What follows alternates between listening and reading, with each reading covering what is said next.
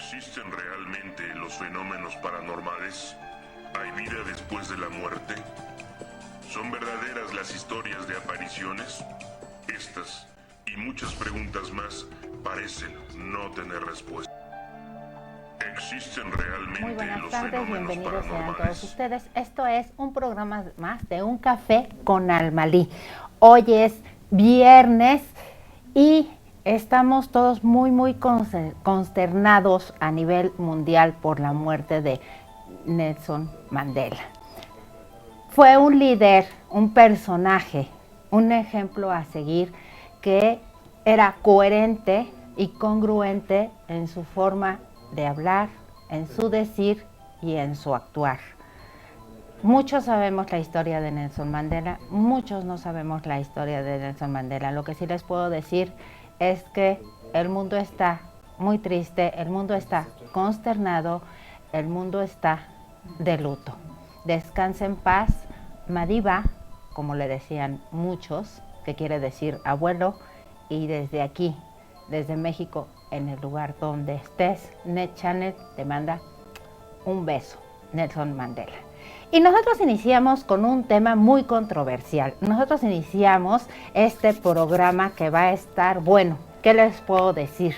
Va a romper paradigmas, va a romper mitos, vamos a hablar de realidades, vamos a decir muchas cosas que probablemente usted no sepa. Les recuerdo nuestras redes sociales, en Twitter, @BellaAlmalí, nos pueden escribir a uncafe@hotmail.com, en Facebook, Bella Almalí, y ya tenemos página de Facebook, ¿sí?, de Un Café con Almalí, y ya tenemos Twitter, Café con Almalí.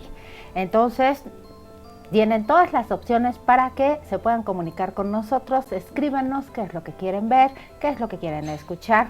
Díganos cómo les parece el programa, qué quieren mejorar, qué quieren que quitemos, de qué quieren que hablemos. Y empezamos con nuestro experto el día de hoy, Jaguar Marmolejo Romero. Y vamos a empezar con algo así como que un poquito de miedo, que son las posesiones demoníacas. Jaguar, muy buenas tardes, bienvenido a Un Café con Almalí, ¿cómo estás? Pues hola, ¿qué tal, Almalí? Buenas tardes.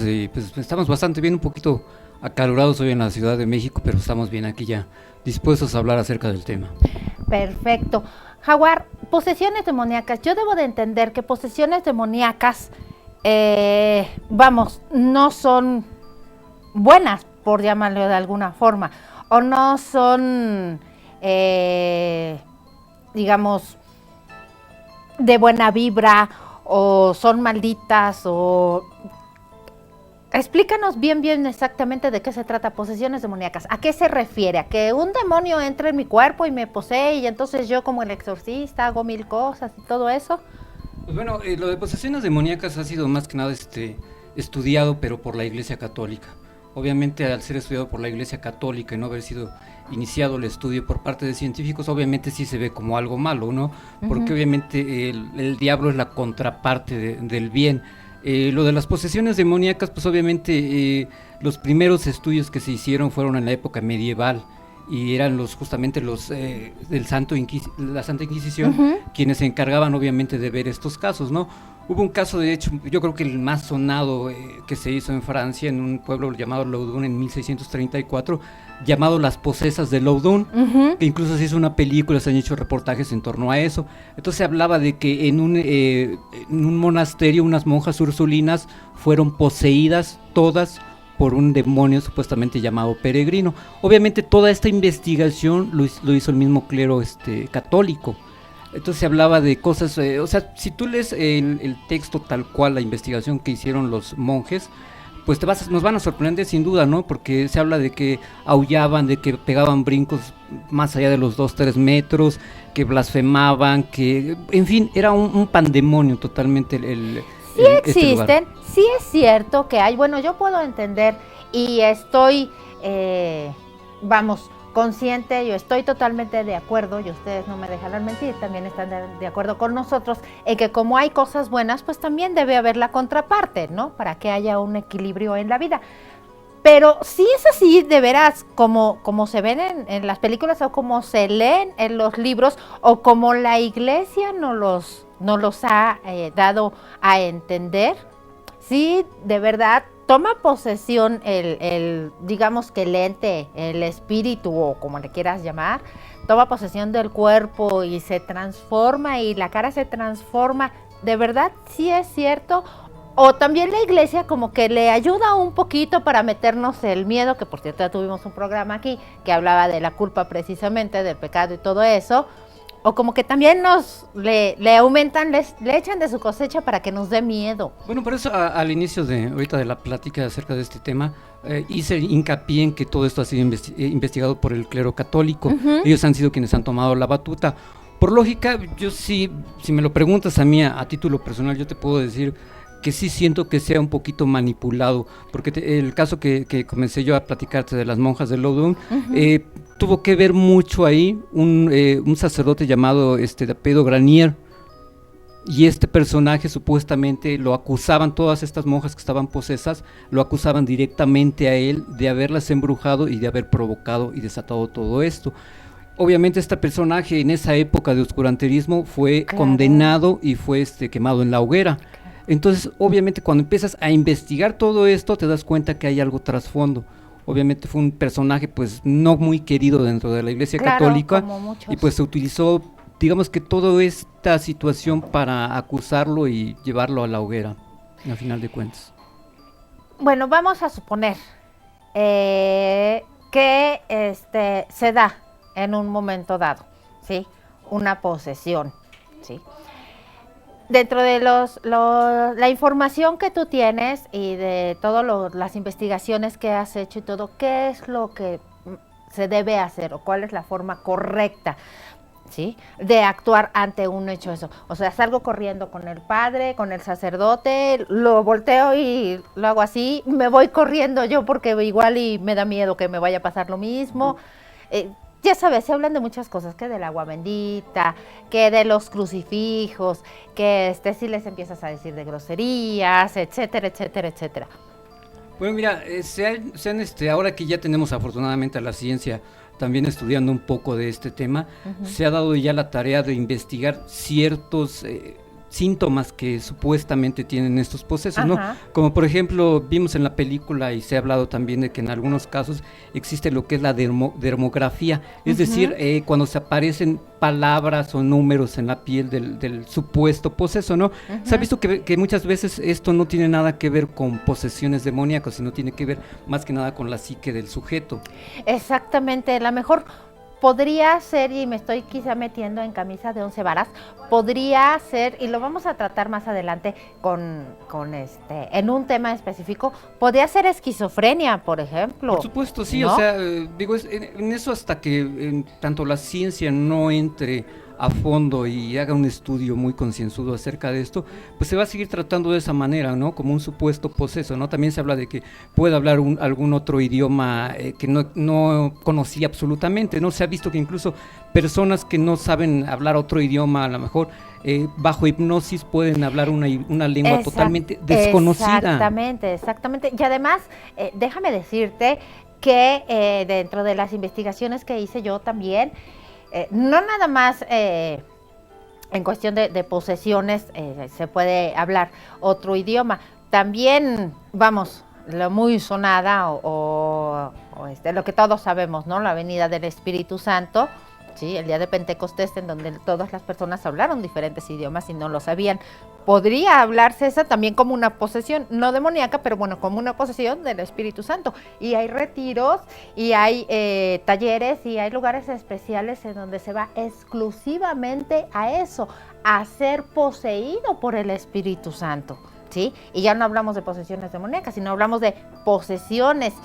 Entonces, ahí sí la iglesia dice, esto sí se vale, esto sí es cierto, ¿sí? Esto sí está permitido. Y si son, digamos que del lado oscuro, bueno, esas no son permitidas por obvias razones. ¿No sientes tú, desde tu punto de vista muy particular, como que todo esto está muy manipulado a favor de la iglesia, por supuesto? Pues mira, si lo dices tú en esos términos, sí, yo creo que también estoy de acuerdo en eso, ¿no? Creo que hay algunos casos, yo creo que muy pocos, en donde sí valdría la pena el hacer una investigación más profunda, ¿no? Pero sí creo que existe la mano de la Iglesia Católica, claro, para empezar a ver este tipo de casos de una manera siniestra y decir, pues sabes que yo soy la salvación, ¿no? Conmigo, si tú haces lo que yo te digo, va a pasar esto, y vas a estar en las manos de Dios. Entonces sí creo que existe un poco de manipulación, como tú lo mencionas, dentro de estos casos. ¿Has presenciado, has tenido tú la oportunidad, o la fortuna o la desfortuna, de presenciar una posesión? Mira, hace más o menos cuando empezábamos con todo este asunto, por ahí de 1998 más o menos, sí tuve la ocasión de ver a una niña que supuestamente se decía que tenía síntomas de una posesión satánica. Esta niña es de por allá, de por tus rumbos, de por satélite, una niña de una familia muy conocida. Y supuestamente decían ellos, pues es que nosotros no sabemos qué hacer en este caso, la niña tiene ciertos síntomas, dice que habla con el demonio, en fin, una serie de situaciones. Lo que sí a nosotros nos cayó bastante de raro es que de un día para otro esta familia desapareció, se fue a vivir a otro lado. Después nos enteramos que había sido por una situación de que la niña había sido internada en un hospital de emergencia. Cuando empezamos nosotros a investigar y a platicar con estas personas, nos contaron el motivo de que se habían ido de ahí, y según decían que la niña en un día que estaba ahí jugando con sus amiguitos, estaba ahí corriendo en el jardín, y de repente jugaron a las escondillas, y se escondió la niña, y de repente oyeron un grito muy, muy fuerte, acuden a ver qué fue lo que pasó, van a ver a la niña estaba tirada en el piso, gritando que le dolían sus ojos.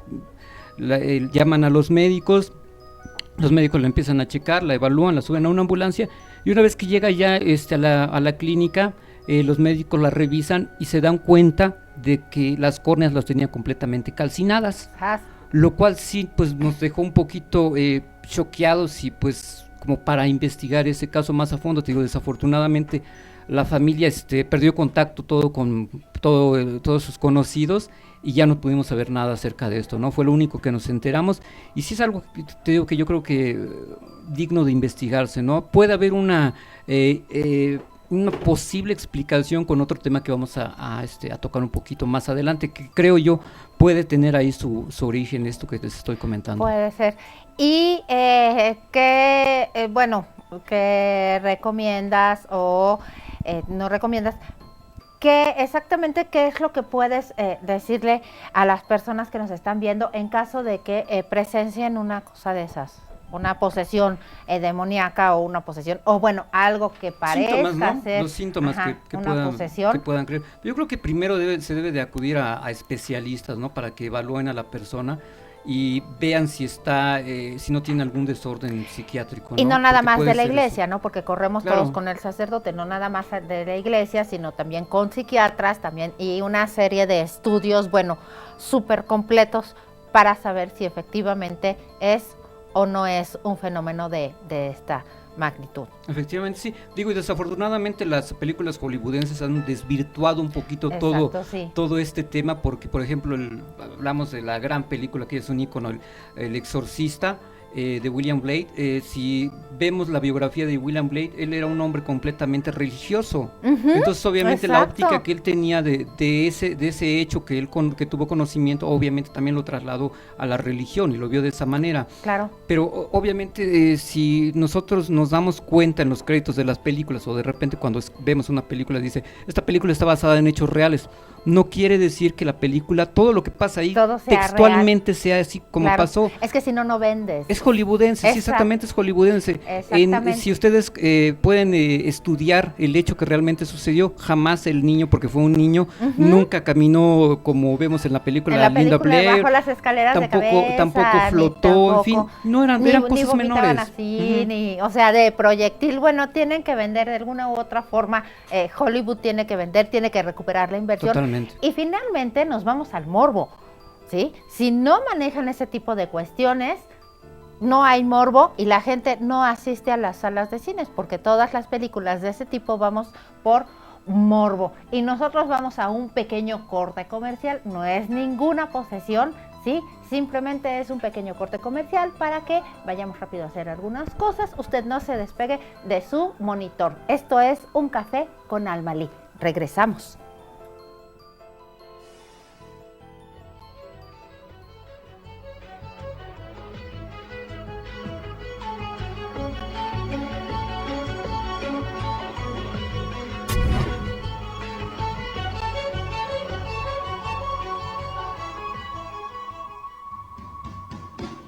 Hola, estoy viendo NetGeoChannel.tv en el día de su nacimiento. NetGeoChannel.tv nos ofrece una variada barra de programación, entretenida y diferente.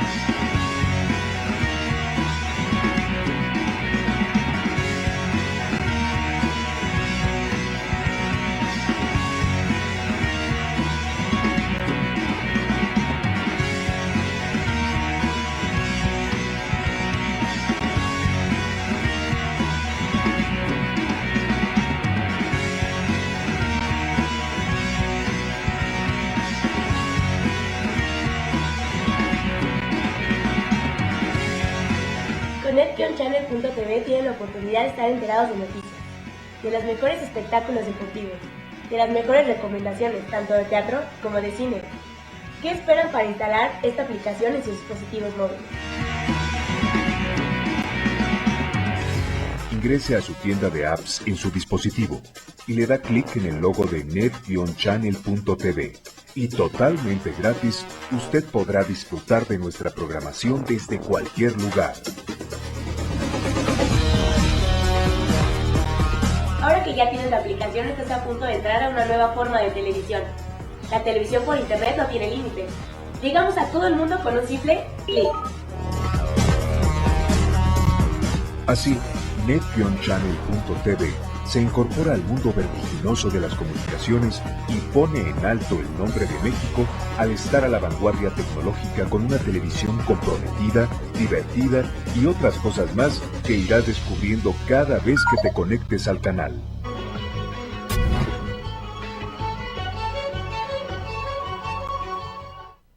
Ya estamos aquí de regresos, nuevamente bienvenidos, este es Un Café con Almalí y ahora vamos a darle un giro de 90 grados nada más a nuestro tema, porque vamos a explotar lo más que se pueda a nuestro experto. Todos hemos escuchado hablar de ciertas zonas que tiene el planeta, que la polaridad está invertida, que las brújulas no funcionan, que hay cierto tipo de magnetismo, etcétera, etcétera. Hablamos de la zona cero de Japón, hablamos del Triángulo de las Bermudas, hablamos, incluso aquí en México hay un pedacito de la carretera rumbo a San Juan de los Lagos, hay un pedacito en donde sí se siente así como que medio rarito y los teléfonos celulares no funcionan. Yo traté de orientarme con una brújula nada más por curiosidad, pero nos van a explicar aquí, más que nada el experto, de qué se trata. Vamos a hablar de todos aquellos barcos, todas aquellas naves marítimas, aquellos transportes marítimos y aviones también, que cruzan cierta zona y desaparecen. Y después de un tiempo aparecen y la tripulación, jaguar, barcos fantasmas. ¿Qué pasa con esa tripulación? Nadie sabe qué es lo que pasa. Pues sí, efectivamente sí se han encontrado este tipo de hechos y muchos dirán a veces, bueno, pues ¿quién se encarga de estudiar esto o de saber cómo es que pasa, no?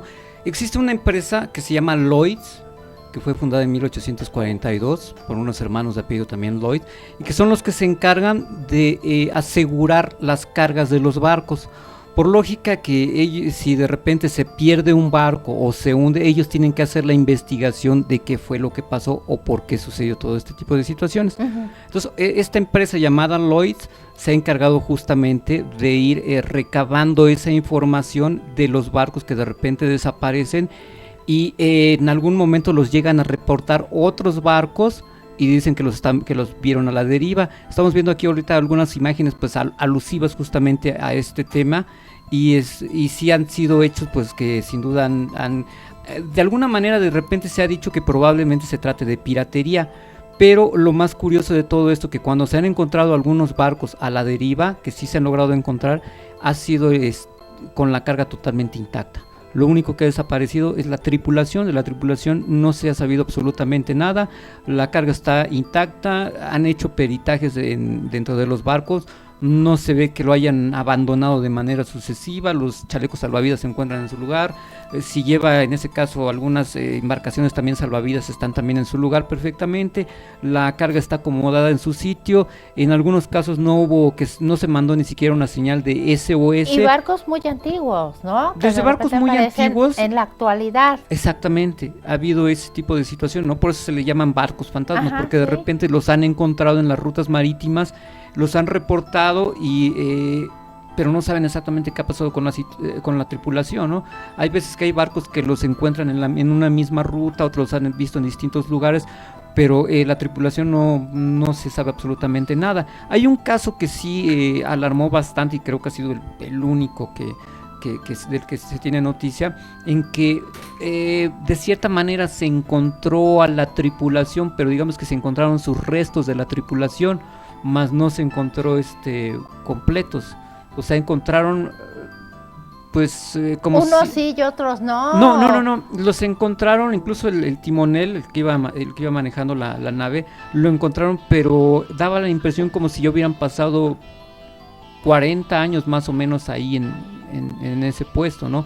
Porque como la película de Piratas del Caribe, o sea, sí, todavía agarrado al timón, exactamente, ¿no? No puede ser. Y incluso se encontró todavía en una de las hornillas de este barco, se encontró todavía que había un recipiente con agua hirviendo todavía. Entonces daba la impresión de que como si apenas la tripulación se hubiera sumado. Pero este hecho de haber encontrado al timonel todavía aferrado al barco, pues sí no tenía ninguna explicación. Por ejemplo, hablando ya más en un punto en particular del Triángulo de las Bermudas, sí estuve investigando y estuve leyendo mucho y creo que es algo que todos hemos leído y todos hemos escuchado alguna vez de la Atlántida también. Por ejemplo, sí hay ciertas características que, bueno, pueden ser por la ubicación geográfica de esas tres islas y, bueno, puede haber por energía y los rayos del sol y la polaridad de la Tierra, etcétera, etcétera. Pero vamos a suponer que, va el barco o va el avión sobre esa zona o tiene que atravesar esa zona geográfica y pierde el control y se pierde. Difícilmente vamos a encontrar un avión o un barco en todo el océano Atlántico, ¿no? O sea, no los vamos a estar buscando. Difícilmente vamos a suponer que se perdió, que perdieron el control, que los controles no sirvieron y se fue a la deriva y, bueno, ahí quedaron todos. La pregunta aquí es, ¿cuándo los encuentran? ¿No? Que de repente regresan, ¿sí? Y ya pasaron décadas y dices, bueno, ¿qué pasó? Porque eso sí es cierto, sí ha existido o también es parte de la manipulación que nos hace Hollywood con sus películas. Bueno, en este caso no tanto es Hollywood, más bien han sido los investigadores que se han dedicado a ver este tema. Sí ha habido desapariciones, pero no han sido tan alarmantes, no es tan grande el número, han sido muy pocas. igual tanto han sido barcos como aviones, Como han sido muy aviones, pocas de la las- del capitán, En este caso fueron 5 aviones Avenger que iban rumbo precisamente hacia Miami y se perdieron en ese trayecto. Fue uno de los casos más conocidos, incluso también decíamos que se hace alusión en la película Encuentros cercanos del tercer tipo.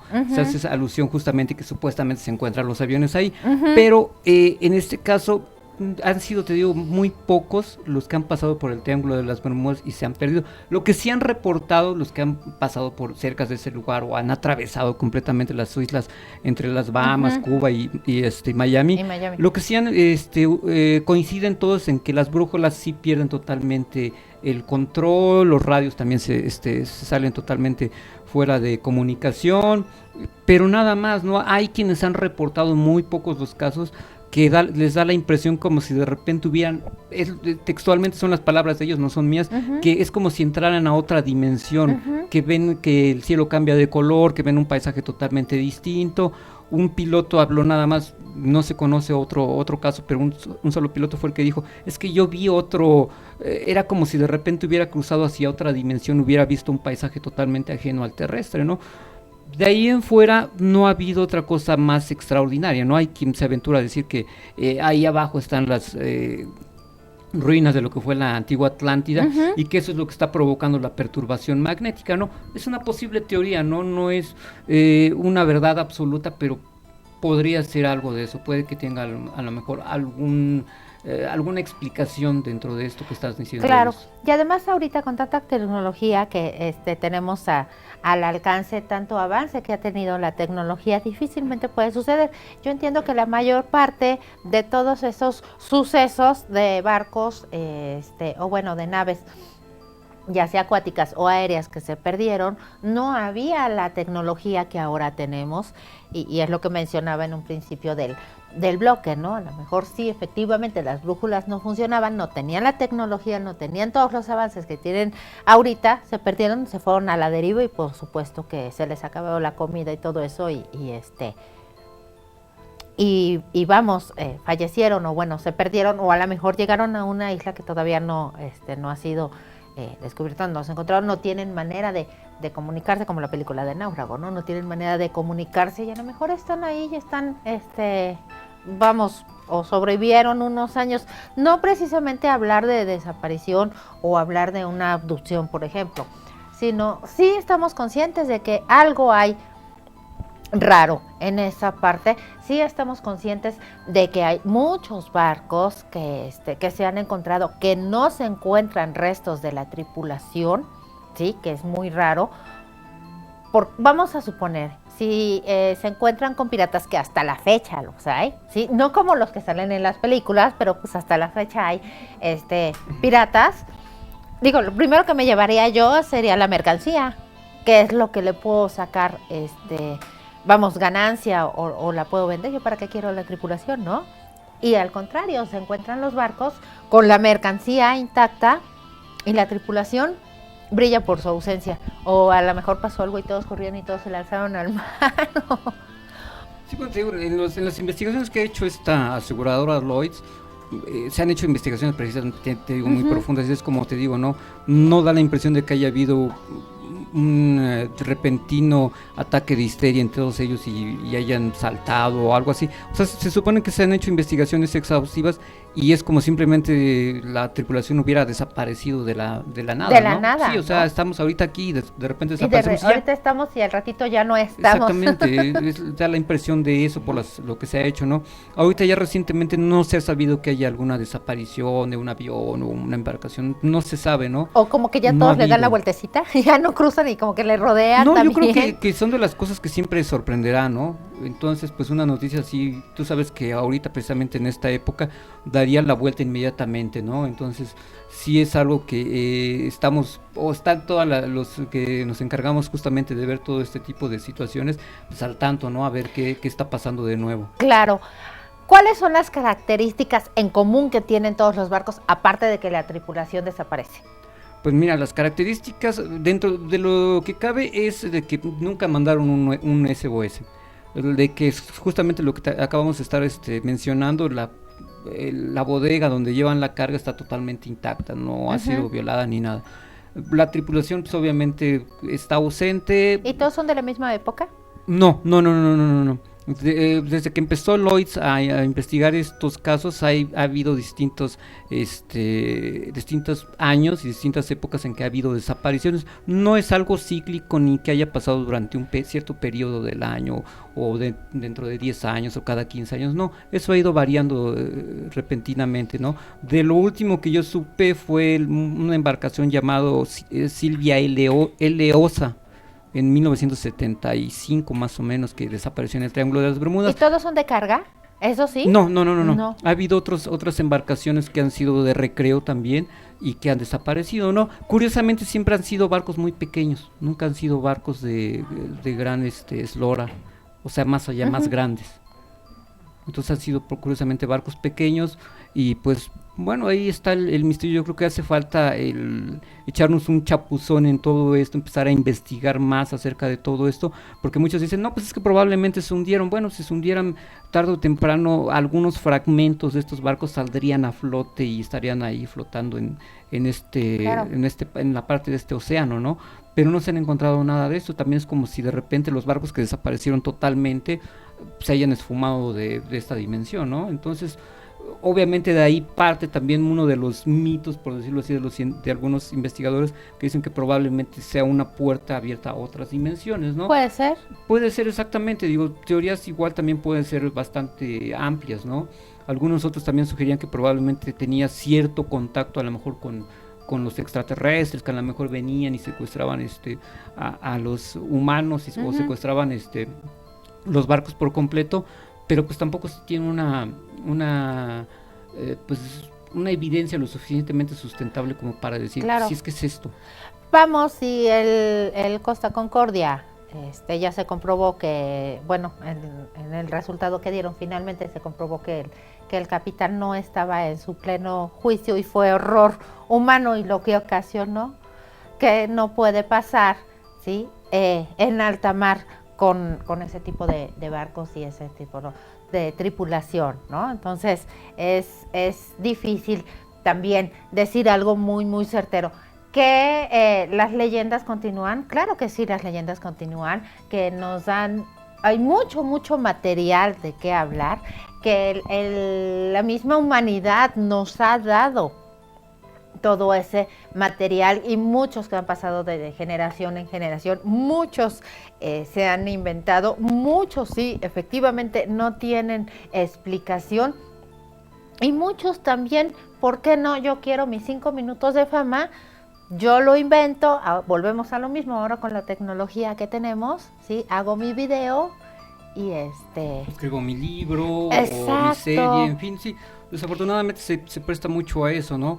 Pero ya está, yo creo que en el criterio de cada uno de los que leemos estos libros, o vemos estos videos, o vemos todo eso, y el analizar fríamente y decir, pues sabes que creo que esto sí tiene algo de verdad, creo que esto no, hay que tener ese criterio, ¿no? Claro, porque yo puedo decir como se dice comúnmente, ¿no? Una fuente muy cercana a mí, ¿no?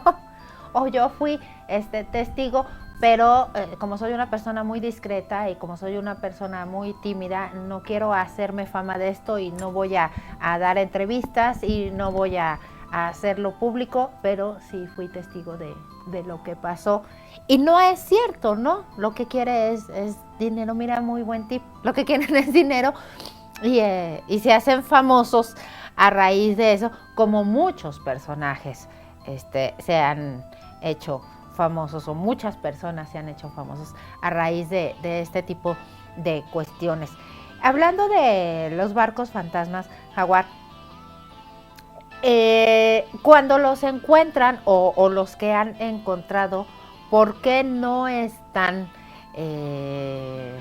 totalmente deteriorados? Digo, con la sal del agua, con todos los minerales y todo lo que pasa.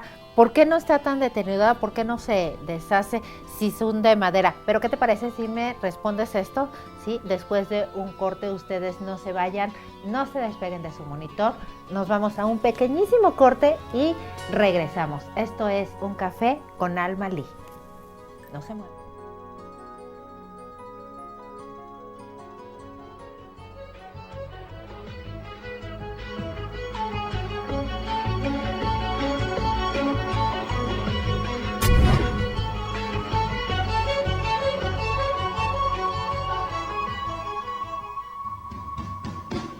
Hola, estoy viendo NetGeonChannel.tv en el día de su nacimiento.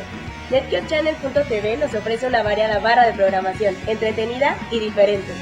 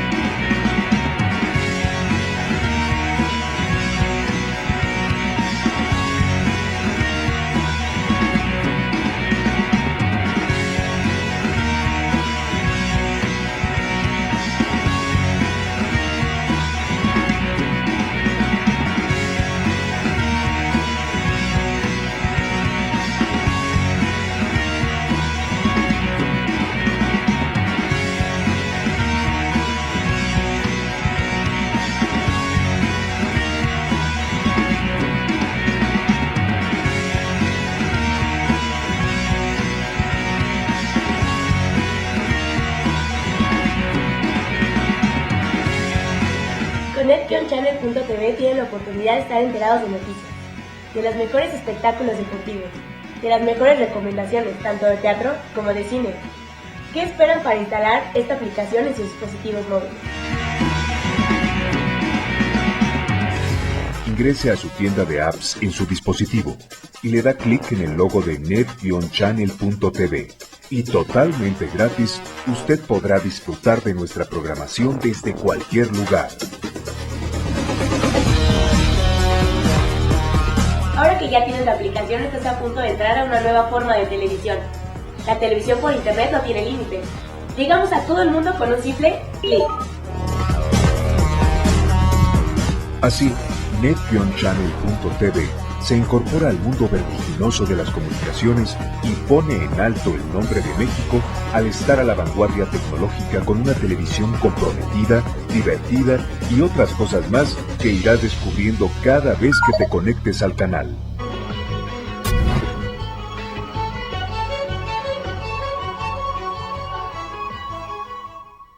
Bien, ya estamos aquí de regreso. Esto es Un Café con Almalí. Les recuerdo nuestras redes sociales en Twitter, @BellaAlmalí, ¿sí? En Twitter también Café con Almalí, en Facebook Bella Almalí y nuestro correo electrónico uncafe@hotmail.com. Jaguar, te preguntaba antes del corte, ¿por qué todos los barcos que han encontrado no están tan deteriorados? Sí, finalmente los sacan del mar y bueno, uno pone un utensilio o un pedazo de madera en agua salada o en agua marina un tiempo, inmediatamente se empieza a deshacer. ¿Sería otro de los misterios?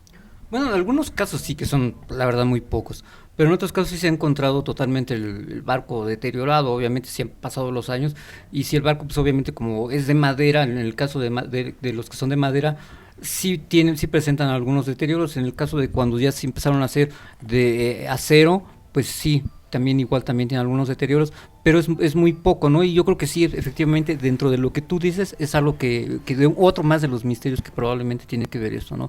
Que anden constantemente a la deriva, y los encuentren, se los topen algunas otras embarcaciones y los reporten, ¿no? Entonces sí es uno de los misterios, y yo creo por eso justamente de ahí el nombre de barcos fantasmas. Exactamente. Otra de las cosas que nos llama mucho la atención y que nosotros, como les dije desde un principio, vamos a explotar aquí a nuestro experto, ya viene el 12 de diciembre, la mayoría de los mexicanos somos católicos y somos muy guadalupanos. Y todos vamos en estas fechas a la villa a ver el famoso Las mañanitas, ¿no? las mañanitas son de ley, o sea, las mañanitas así son de ley, pero todos vamos a la villa a ver el famoso manto, ¿sí? Y damos por hecho y creemos que sí funciona, que sí es cierto, que sí fue así. Realmente, sí, digo, ¿no? ¿A alguien no se le ocurrió pintarla o algo así? Pues mira, yo creo que los misterios de esto y justamente lo que puede hacer dudar a muchos, incluso gente de la misma Iglesia Católica, es de que los hechos de la Virgen de Guadalupe, como todos los conocemos, se dieron en 1531. 10 años después de la conquista en México, en 1931. Pero el primer escrito que habla de las apariciones justamente de la Virgen de Guadalupe fue escrito por el bachiller Miguel Sánchez en 1648, es decir, el suceso de las apariciones sucedieron en 1531 y se habla del suceso hasta 1648 por este bachiller, lo cual sí hace preguntar obviamente a muchos por qué se tardó 117 años en darse a conocer este suceso. Y hablamos de 117 años, cuando en aquel entonces la esperanza de vida no eran ni 60 años. Efectivamente. ¿Sí? Entonces hablamos de 2 generaciones. ¿Por qué se tardaron 2 generaciones en darlo a conocer? Sí es cierto que se le han hecho todas las pruebas al manto y todas esas, pues sí, pruebas y análisis y todo eso, y bueno, han dicho que sí es cierto. Antes de contestar esto, nada más, algunos han dicho que simplemente porque la imprenta no había llegado todavía a México, lo cual es totalmente un error, porque quien trajo la imprenta a México, curiosamente, fue uno de los principales testigos de las apariciones de la Virgen de Guadalupe, que fue Fray Juan de Zumárraga. Exacto. Fray Juan de Zumárraga fue el primero que trajo la imprenta a México, que estaba justamente en la calle del Licenciado Verdad y Moneda, lo que hoy es Moneda, ahí es a donde estaba la primera imprenta, y la trajo el señor Fray Juan de Zumárraga, el que era el primero arzobispo de la Ciudad de México.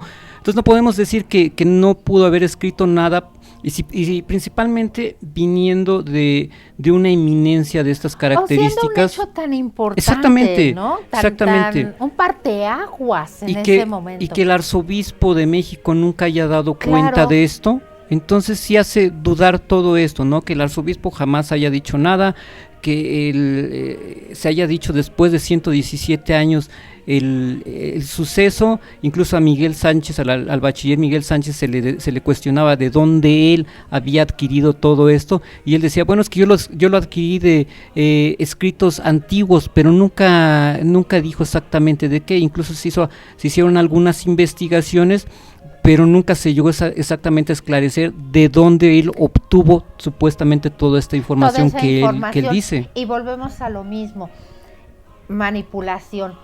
Vemos ahorita las imágenes, otro de los fenómenos también muy sonados, muy enigmáticos, la combustión espontánea. A mí me llama la atención, sobre todo en la imagen que acaba de pasar, cuando hay combustión, ¿por qué no se quema todo el cuerpo? ¿Por qué hay partes del cuerpo que quedan intactas y por qué hay partes del cuerpo que sí se reduce a cenizas? Bueno, mira, hasta ahorita los casos que se han investigado, porque también son muy pocos desafortunadamente, sí se han topado con estos hechos curiosos, ¿no? En la combustión espontánea, que de repente el cuerpo queda totalmente reducido, porque según expertos el calor llega hasta los 2000 grados. Dicen que que solamente el único lugar en donde se puede llegar el calor a los 2000 grados es en un horno crematorio. Y es cuando justamente se empieza a deshacer el cuerpo humano y algunas vértebras, porque después de eso tiene que ser sacado totalmente y molido después. Entonces sí cabe hacer el señalamiento de que... Y el tiempo que tarda, ¿no? Porque creo que todos hemos ido a un crematorio en alguna ocasión, y el tiempo que tarda el cuerpo en reducirse a cenizas, bueno, no son menos de 2 horas y media, 3. Efectivamente, sí. Y aquí en las fotografías que vimos, o bueno, en todo lo que estuve yo leyendo y lo que estuve investigando, son fracciones de segundo, incluso cuando mucho 2 minutos, cuando está en combustión el cuerpo y se deshace, o sea, se reduce a cenizas. ¿Por qué pasaría eso? ¿Cuál es la explicación lógica de eso? Bueno, una posible explicación, tal vez algunos apuntan a que el mismo ser humano puede crear ese calor. Y digo puede crear porque en el Tíbet los lamas, los aspirantes a Respa, tienen que emitir de su cuerpo el calor suficiente como para poder vivir allá en el Tíbet. Si nosotros vemos a los monjes tibetanos, vemos que traen ropa muy, muy delgada. Muy ligera, claro. Y el ambiente que está allá arriba en el Tíbet es demasiado frío. entonces ellos tienen que emitir ese calor. Incluso los mismos aspirantes a RESPA hacen, digamos que concursos de alguna manera para poner a emitir justamente este calor y secar sábanas que ponen a su alrededor. Exacto. Entonces puede ser a lo mejor una de las respuestas, ¿no? De que a lo mejor algunas de estas personas que tuvieron la desafortunada suceso de haber terminado completamente carbonizados, hayan sin querer entrado en ese estado de que ellos llaman tauma y haber provocado ese fuego que se salió totalmente fuera de control y les provocó justamente este incendio que se generó totalmente en su cuerpo, que es un incendio que viene de adentro hacia afuera. Exactamente, bueno, ustedes no me dejarán mentir que esto está verdaderamente impresionante. Ya aquí dentro de la página de netchannel.tv ya se darán cuenta, estos temas y muchísimos más los van a poder tratar a fondo ya en un programa en específico. Nosotros hicimos nada más un pequeño preámbulo de todas las novedades que tenemos aquí en NetChannel, de todo lo interesante. Y a mí no me queda más que despedirme, invitarlos a que nos vean el día de mañana. También vamos a tener un programa extremadamente interesante. Véanos mañana, por favor, en punto de las 5 de la tarde. Y yo los espero el próximo jueves también con otro tema. Bueno, ¿qué les puedo decir? Un café con Almalí se ha convertido en un tema controversial. Hablamos de todo, tratamos de todo y que pasen un excelente fin de semana. Los espero mañana en punto de las 5. Disfrútenlo. Esto fue un café con Almalí. Sonríe, que nada te cuesta. Hasta luego.